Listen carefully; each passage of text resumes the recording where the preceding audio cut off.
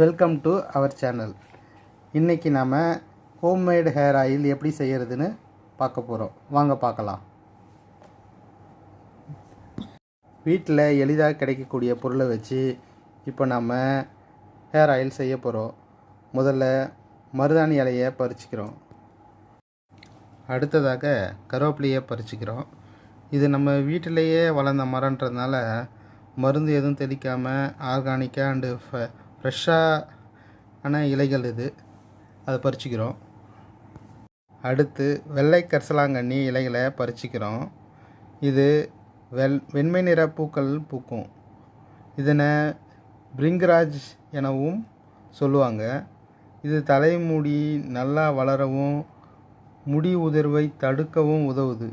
மேலும் இளநரையை வராமல் தடுக்கவும் உதவுகிறது. இது முடியை மென்மையாக வைத்திருக்க உதவுகிறது. கருவேப்பிலை இலையை சுத்தப்படுத்தி உருவி ஒரு தட்டில் வச்சுக்கிறோம்.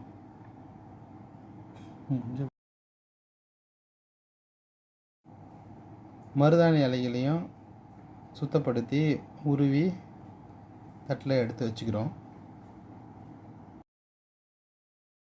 அடுத்தது செம்பருத்தி பூ, ஒத்த செம்பருத்தி பூ எடுத்துக்கலாம். கரிசலாங்கண்ணி இலைகளை ஒரு கைப்பிடி எடுத்து வச்சுக்கிறோம். அடுத்தது வெந்தயம் ஒரு 2 ஸ்பூன் எடுத்துக்கிறோம். கருஞ்சீரகம் 2 ஸ்பூன் எடுத்துக்கிறோம். செம்பருத்தி இலை கொஞ்சம் எடுத்துக்கலாம். இந்த பொருட்கள் எல்லாம் மிக்ஸி ஜாரில் போட்டு அரைச்சி எடுத்துக்கலாம்.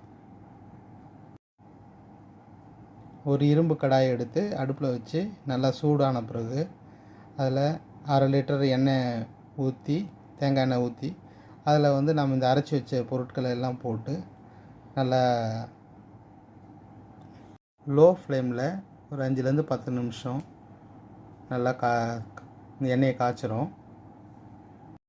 அடங்கின பிறகு அடுப்புலேருந்து இறக்கி வச்சு ஒரு 1 ஹவர் கழித்து அதை ஃபில்டர் பண்ணிவிட்டு now hair oil ready. Thanks for watching. Please subscribe our channel.